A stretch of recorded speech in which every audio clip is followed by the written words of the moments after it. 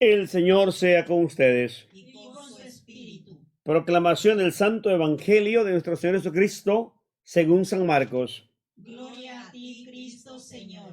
En el capítulo 9, del versículo 2 al 13. 6 días después, Jesús tomó consigo a Pedro, a Santiago y a Juan, y los llevó a ellos solos a un monte alto. A la vista de ellos, su aspecto cambió completamente. Incluso sus ropas se volvieron resplandecientes, tan blancas como nadie en el mundo sería capaz de blanquearlas. Y se les aparecieron Elías y Moisés, que conversaban con Jesús. Pedro tomó la palabra y dijo a Jesús: Maestro, qué bueno es que estemos aquí.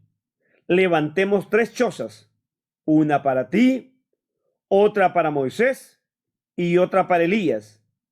En realidad no sabía lo que decía porque estaban aterrados. En eso se formó una nube que los cubrió con su sombra, y desde la nube llegaron estas palabras: Este es mi Hijo el amado, escúchenlo.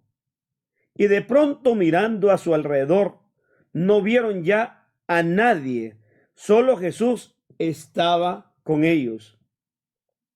Cuando bajaban del cerro, les ordenó que no lo dijeran a nadie lo que habían visto hasta que el Hijo del Hombre resucitara de entre los muertos. Ellos guardaron el secreto, aunque se preguntaban unos a otros qué querría decir eso de resucitar de entre los muertos. Entonces le preguntaron: ¿no dicen los maestros de la ley que Elías ha de venir primero? Jesús les contestó: ya lo sabemos, Elías viene primero y deja todo reordenado.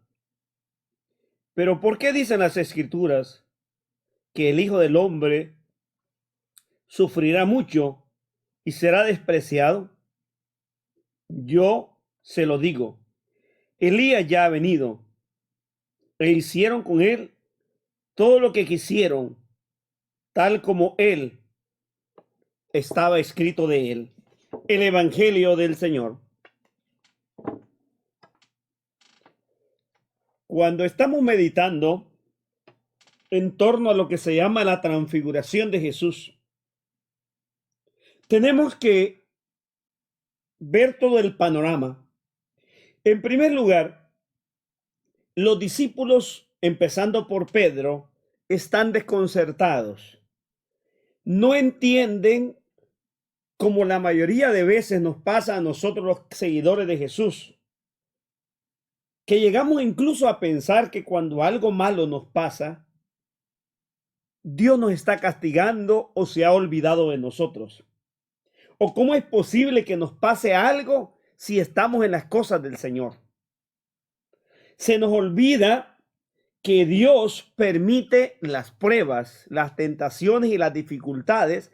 Toda clase de dificultad es para que nosotros nos purifiquemos y crezcamos. No es para que nos desanimemos y huyamos. Miren lo que Jesús hace. Tome a los discípulos, sube con ellos al cerro, porque están confundidos, y ahí él se va a transfigurar.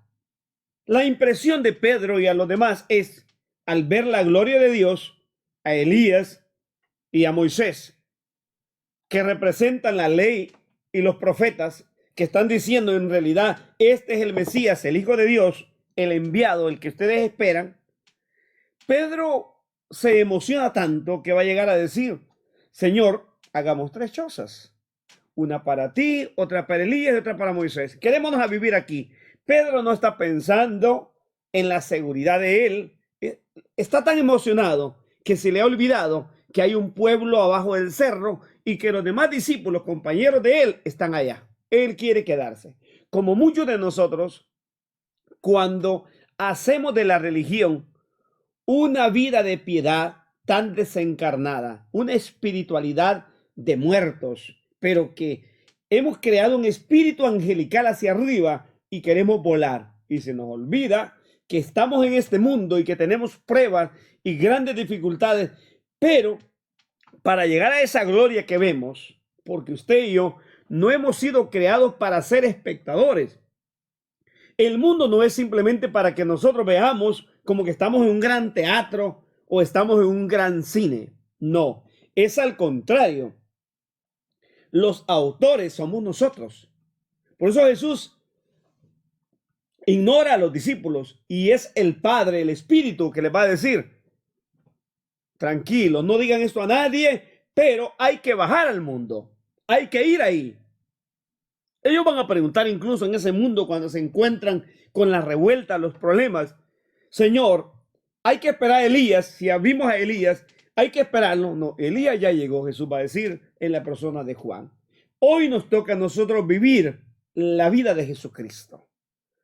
Muchos de nosotros queremos vivir de visiones, no de realidades.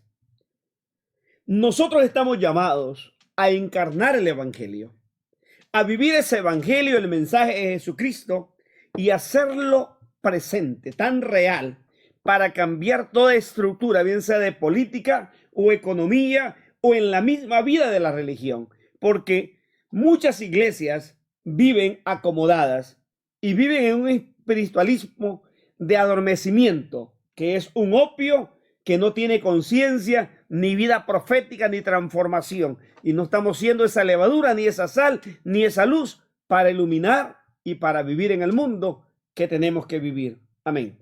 El Señor